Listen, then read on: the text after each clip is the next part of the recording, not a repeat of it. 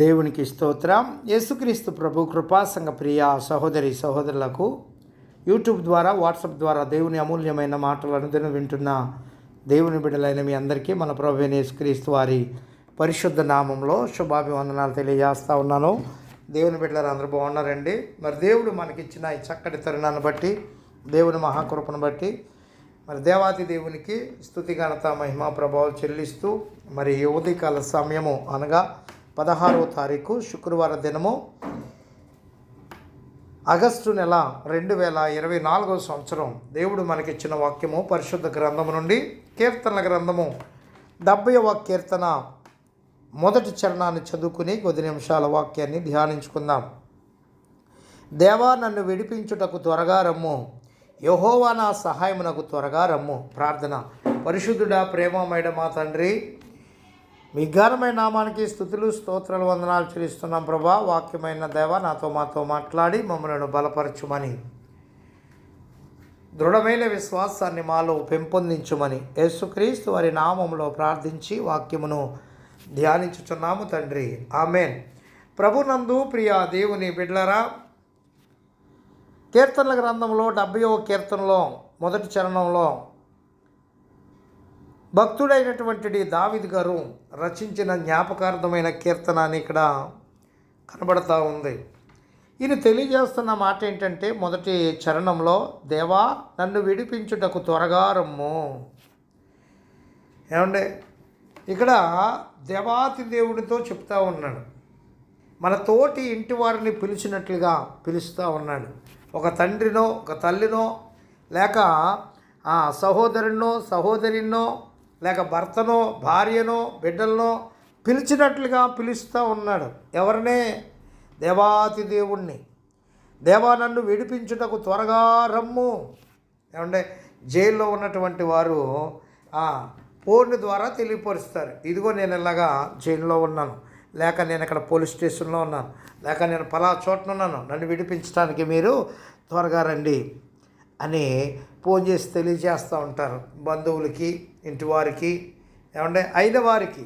దేవుని బిడ్డలారా, ఆ రీతిగా ఈయన ఆపదలో ఉన్నప్పుడు ఎవరిని అడుగుతున్నాడో తెలుసా? త్వరగా రమ్మని దేవాతి దేవుణ్ణే పిలుస్తూ ఉన్నాడు. అంతేకాదండి, యెహోవా నా సహాయమునకు త్వరగా రమ్ము. ఏమంటే ఆయన పిలుస్తూ ఉన్నాడు. మొదటి లైన్లోనూ త్వరగా రమ్మంటా ఉన్నాడు, సెకండ్ లైన్లోనూ త్వరగా రమ్మంటా ఉన్నాడు. ఎంతగా రమ్మని పిలుస్తూ ఉన్నాడంటే, ఎంత దగ్గర వారిని మనం ఎలా పిలుస్తామో ఆ రీతిగా పిలుస్తూ ఉన్నాడు. అంటే అంత దగ్గరగా దేవునితో సహవాసం కలిగి ఉన్నాడు. దేవునికి స్తోత్రం కలుగును గాక.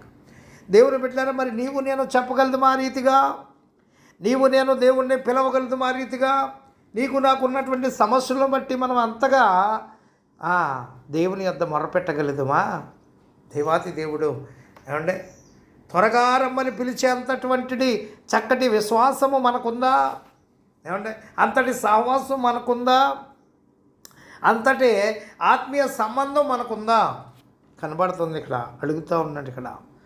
దేవుని బిడ్డలారా, నేను అడుగుతూ ఉన్నాను. దావీదు గారు ఏ రీతిగా అయితే దేవుణ్ణి అడుగుతూ ఉన్నాడో, దేవా నన్ను విడిపించడానికి త్వరగా రమ్మని, యెహోవా నా సహాయానికి త్వరగా రమ్మని ఎలాగైతే అంటూ ఉన్నాడో, నీవు నేను ఆ రీతిగా పిలిచే రీతిగా ఉండాలని దేవాతి దేవుడు కోరుతూ ఉన్నాడు.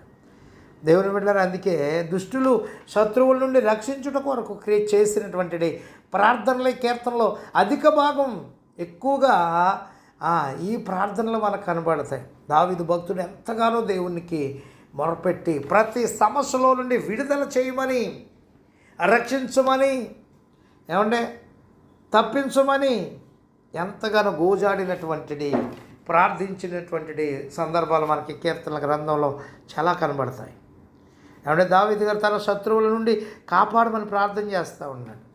మొదటి వచనంలో దేవుడే ఆపత్కాలంలో సహాయకుడు అంటూ ఉన్నాడండి.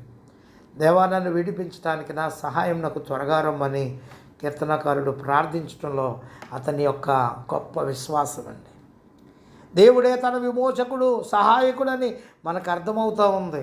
ఏమంటే ఎంత బాగా దేవునితో సహవాసం, సంబంధం, ఏమంటే ఆత్మీయత కలిగి ఉన్నాడో తెలుస్తూ ఉంది మనకి. రెండోదిగా మనం చూస్తే 2-3 వచనాల్లో నా ప్రాణము తీయగోరువారు సిగ్గుపడి అవమానముందుదురుగాక.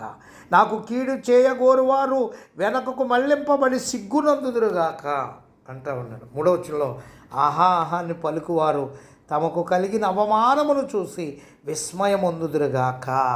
దేవుని బిడ్డలారా చూడండి, 2వది కీడు చేయి వారికి శిక్ష ఇక్కడ మనకు కనబడుతుంది. నా ప్రాణం తీయగోరు వారు సిగ్గుపడి అవమానమొందుదురనియు వెనకకు మళ్ళింపబడుదురనియు విస్మయమొందుదురనియు దావీదు గారు నమ్ముతూ ఉన్నాడండి. దుష్టుల్ని శిక్షించి నీతిమంతుల్ని దేవుడు తప్పక రక్షించునని నిరీక్షణ వ్యక్తపరుస్తూ ఉన్నాడు. ఆ నిరీక్షణ కలిగి ఉన్నాడు. నిజమే దేవుని బిడ్డలారా, ఏమంటే దుష్టుల్ని శిక్షించి నీతిమంతుల్ని దేవుడు తప్పక రక్షిస్తాడు. కానీ దేవుని మీద ఆధారపడి దేవుని యందు విశ్వాసం ఉంచి నమ్మకం ఉంచి పట్టుదలతో దేవుని దగ్గర మొరపెట్టినప్పుడు గోజాడినప్పుడు దేవుడు తప్పకుండా సహాయం చేస్తాడండి. 3వది మనం చూస్తే దేవుని రక్షణ కార్యములను జ్ఞాపకం చేసుకునుట. 71 కీర్తన 4వ చరణం. దేవుడు చేసిన మేలులను మరువక ఆయనను స్తుతించి మహిమపరచవలనని దావీదు గారు సూచిస్తూ ఉన్నాడు. దేవుని వెదకు వారు నిన్ను గూర్చి ఉత్సాహించి సంతోషించుదురు. దేవుని వెదకు వారు సంతోషమును అనుభవించదరు. దేవుని రక్షణను ప్రేమించువారు దేవుని మహిమ కార్యములను నిత్యము చెప్పుకుని విశ్వాసములో బలపరచబడుచుందురు అంటూ ఉన్నాడు. ఏమంటే విశ్వాసములో బలపరచబడుచుంటారు. చూడండి, ఇక్కడ నిన్ను వెదకు వారందరూ నిన్ను గూర్చి ఉత్సాహించి సంతోషించుదురుగాక. ఏమంటే దేవుణ్ణి వెదకే వారందరూ కూడా ఆయన గురించి ఏం చేస్తారంట? ఉత్సాహంతో ఉంటారు, సంతోషంతో ఉంటారు. ఏమంటే అంతేకాదు, ఇక్కడ భక్తుడు అంటా ఉన్నాడు దావీదు గారు, నీ రక్షణను ప్రేమించు వారందరూ దేవుడు మహిమపరచబడును గాక అని నిత్యము చెప్పుకొందురుగాక. నిజమే దేవుని బిడ్డలారా, దేవునికి మహిమ కలుగునుగాక, దేవునికి స్తోత్రం కలుగునుగాక అంటూ ఉంటాం మనం ఎంతసేపు ఎప్పుడునో. ఎందుకంటే దేవుణ్ణి ఎంతగానో గణపరుస్తూ ఉన్నాం, ఆరాధిస్తూ ఉన్నాం, మహిమపరుస్తూ ఉన్నాం. దేవుని యొక్క గొప్ప రక్షణను మనం కలిగి ఉన్నాం కనుక దేవుని బిడ్డలారా, ఆ రక్షణను ప్రేమించేవారుగా మనం ఉండాలి. అప్పుడు మన సమస్యల్లో ఇబ్బందుల్లో ఇంటి వారిని పిలిచినట్టుగా దేవాతి దేవుని మనం పిలవగలుగుతాం. అంత సహవాసం, అంత సంబంధం మనం కలిగి ఉండాలి. ఆఖరిగా మనం గమనించినట్లయితే ఏమంటే ఆఖరిగా మొదటగా దేవుడే ఆపత్కాలంలో సహాయకుడని మనం చూసాం.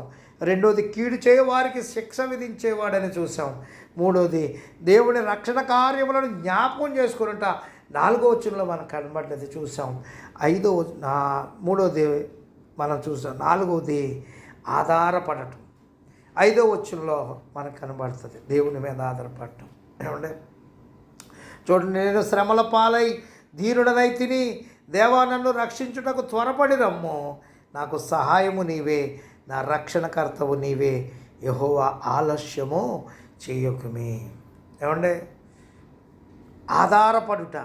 ఎవరి మీద ఆధారపడుతున్నాడంటే మనుషుల మీద కాదండి, రాజుల మీద కాదండి, ధనం మీద కాదండి, బలం మీద కాదండి, పలుకుబడి మీద కాదండి, దేవుని మీద ఆధారపడుతూ ఉన్నాడు.